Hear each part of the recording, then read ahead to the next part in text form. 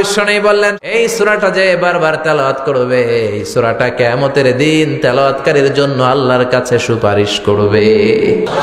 এই সূরাটা এমন সূরা, এই সূরাটা তেলাওয়াতকারীর জন্য কিয়ামতের দিন আল্লাহর সাথে তর্ক করবে, ঝগড়া করবে, ডিবেট করবে। আপনার পক্ষে আল্লাহর সাথে তর্ক, কি সাহস এই সূরার! কতক্ষণ তর্ক করবে? হাত্তা আদখালাহুল্লাহুল জান্নাহ, যতক্ষণ না আল্লাহ আপনারা জান্নাতি বলে ঘোষণা না দিবে। এজন্য বিশ্বনবী বলতেন আমি চাই আমার প্রতিটা উম্মতের হৃদয়ে এই সূরাটা গাঁথা থাক। আমি চাই আমার প্রতিটা উম্মতের সিনার ভেতরে এই সূরাটা মুখস্থ থাক। কুফা নগরীতে এক নাস্তিক ছিল, উল্লুকা পাঠা। ওই নাস্তিক বলে আমি আল্লাহরে মানি না। কেউ যদি বিশ্বাস করায় দিতে পারে মানবো। ইমাম আবু হানিফা আল্লাহর পক্ষে, নাস্তিক আল্লাহর বিপক্ষে। হাজার হাজার মানুষ এসেছে। পৃথিবীতে আমরা আজীবন থাকতে আসি নাই, যেতে হবে। দাদা গেল, চাচা গেল, বাবা গেল, ফুফা গেল, নানা গেল, নানি গেল, আমারও যাওয়া লাগবে। আমার সন্তানগুলো যাবে। আমার স্ত্রীর পেটের মধ্যে যদি 2, 3, 4 মাসের কোনো বাচ্চা থাকে ওইটাও যাবে, ঠিক কিনা? সবাইকে যেতে হবে। এত নির্মম সত্যটা জানার পরেও আমাদের লাইফস্টাইল, চলাফেরা দেখলে মনে হয় আমরা কেউ যাব না। কোটি বছর হায়াত নিয়ে আমরা আসছি, ঠিক কিনা? লাইফস্টাইল দেখলে মনে হয় আমি যাব না, সব আমার, সব আমার, আমি সব খায়া ফেলাম। এগুলো বলে না, ওর পেট হইলে এতটুকু, ও সব খায়া ফেলাইব। কয় বাড়ি আমার, গাড়ি আমার, এই এলাকা আমার, এই এলাকায় দাপো ডাবা, বলে না? বাড়ি আমার, গাড়ি আমার। যদি জিজ্ঞেস করি কার বাড়ি, কয় আমার বাড়ি। কেমনে আপনার বাড়ি? আপনার বাবা যখন এই বাড়িতে থাকতো বাবাও কইতো আমার বাড়ি। আপনার দাদা যখন এই বাড়িতে থাকতো দাদাও বলতো আমার বাড়ি। আপনি মরে গেলে আপনার ছেলে বলবে এটা আমার বাড়ি। ছেলে মরে গেলে নাতি বলবে আমার বাড়ি। নাতির নাতির নাতিও যখন এই বাড়িতে থাকবে সেও বলবে আমার বাড়ি। বাড়ি একটা, দাবিদার কয়জন খেয়াল করছেন? পরের জায়গা পরের বাড়ি, ঘর বাঁধিয়ায় আমি রই, আমি তো সেই ঘরের মালিক নই। পরের জায়গা পরের বাড়ি, ঘর বাঁধিয়ায় আমি রই, আমি তো সেই ঘরের মালিক নই, ঠিক কিনা? টাকার জায়গা টাকা থাকবে, গাড়ির জায়গায় গাড়ি থাকবে, বাড়ির জায়গায় বাড়ি থাকবে। যেই বালাখানা আমি বানালাম, যেই দামি ঘর আমি বানালাম, আমার শেষ ঘুমটা কি আমার ওই ঘরের মধ্যে হবে নাকি? টাকা দিয়ে আমি গোসলখানা বানালাম, টাইলস দিয়ে গোসলখানা বানালাম, আমার জীবনের শেষ গোসলটা কি আমার বানানো গোসলখানায় হবে নাকি? তার মানে থাকতে আসি নাই। এই নির্মম সত্যটা প্রতিদিন 100 বার খেয়াল করতে হবে, তাহলে আর আমার এই কথাগুলো বেশি আসবে না। চিল্লায় বলেন ঠিক কিনা? বিশ্বনবী বললেন কবরে তোমাদের যেতে হবে। আর এমন একটা সূরা আল্লাহ কোরআনে দিয়েছে, এই সূরাটা তেলাওয়াত করলে কবরের আযাব থেকে বাঁচাবে কে? ওই সূরাটার নাম হলো সূরাতুল মুলক। কি নাম? আরো জোরে বলেন। আবার বিশ্বনবী বললেন শাফাআত লি সাহিবিহা, এই সূরাটা যে বারবার তেলাওয়াত করবে এই সূরাটা কিয়ামতের দিন তেলাওয়াতকারীর জন্য আল্লাহর কাছে সুপারিশ করবে। আরো জোরে সুবহানাল্লাহ। কোরআন সুপারিশ করলে আল্লাহ কি সুপারিশ ফেলে দিবে? অর্থমন্ত্রী যদি মাননীয় প্রধানমন্ত্রীর কাছে কোনো বিষয় সুপারিশ করে, প্রধানমন্ত্রী ওটা রিজেক্ট করতে পারবে? তো কোরআন যদি সুপারিশ করে আল্লাহ রিজেক্ট করবে নাকি? আল্লাহ এই সুপারিশ কবুল করে নেবে। চিল্লা এখন ঠিক কিনা? আবার বিশ্বনবী ফরমান খাসামাত আন সাহিবিহা, এই সূরাটা এমন সূরা, এই সূরাটা তেলাওয়াতকারীর জন্য কিয়ামতের দিন আল্লাহর সাথে তর্ক করবে, ঝগড়া করবে, ডিবেট করবে। আপনার পক্ষে আল্লাহর সাথে তর্ক, কি সাহস এই সূরার! কতক্ষণ তর্ক করবে? হাত্তা আদখালাহুল্লাহুল জান্নাহ, যতক্ষণ না আল্লাহ আপনারা জান্নাতি বলে ঘোষণা না দিবে। এজন্য এই সূরা তেলাওয়াতের দরকার আছে না নাই?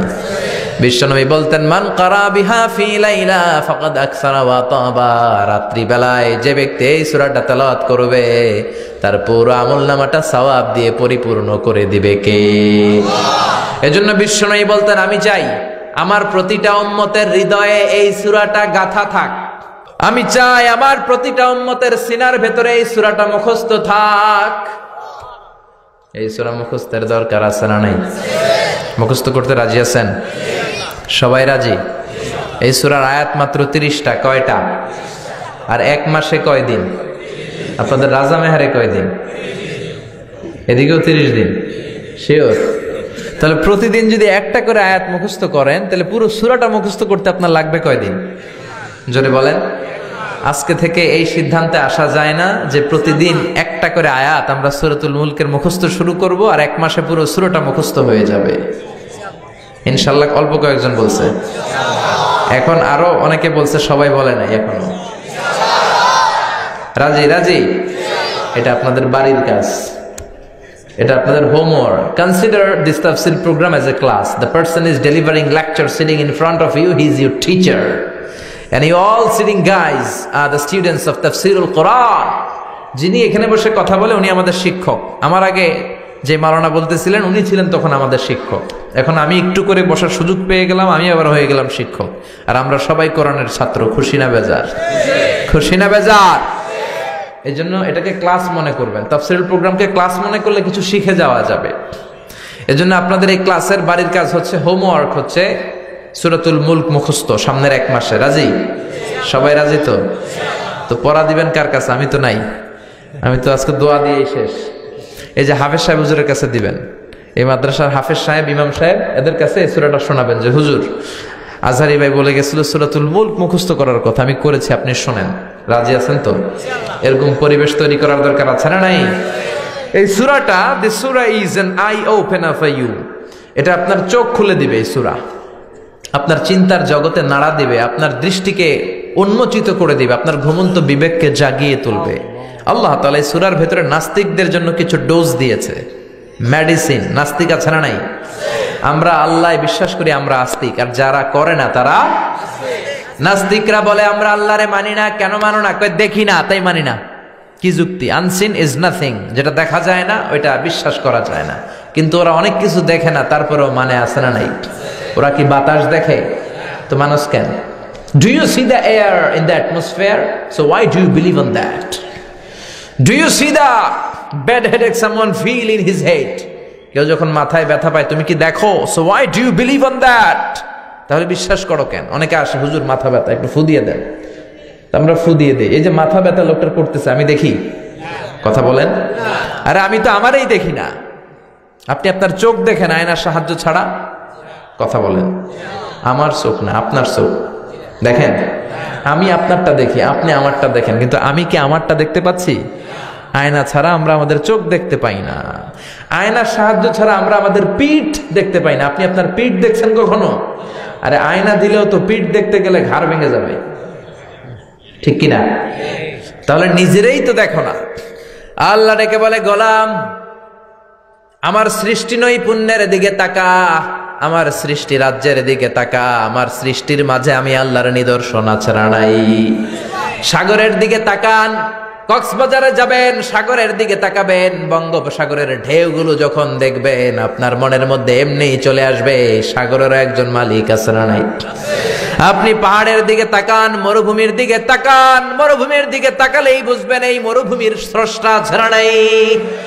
আপনি ঝর্ণার দিকে তাকান, তখনই আপনি বুঝবেন ঝর্ণার মালিক আছে না নাই?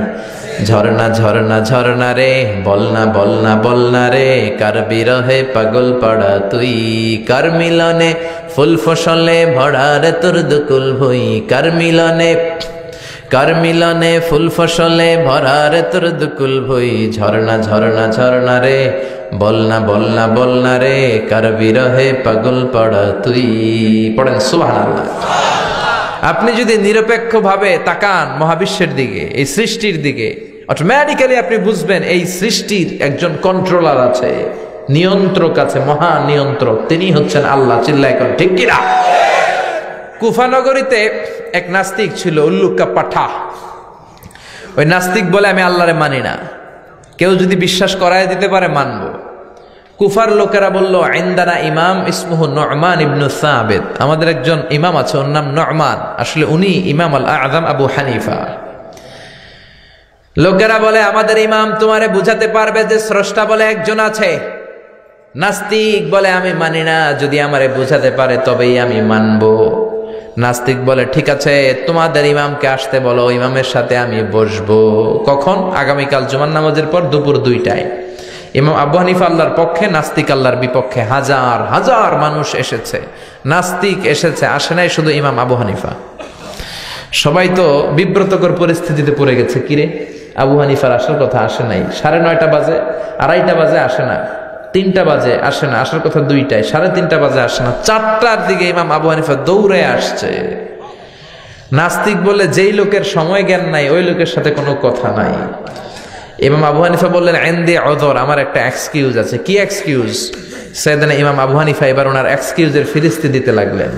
তিনি বললেন আমি ঘর থেকে বেরোই সবসময় একটা নদী পড়ে, আজকে নদীর সামনে এসে দেখি নদীর সামনে কোনো মানুষ নাই, লোকজন নাই, নৌকা নাই।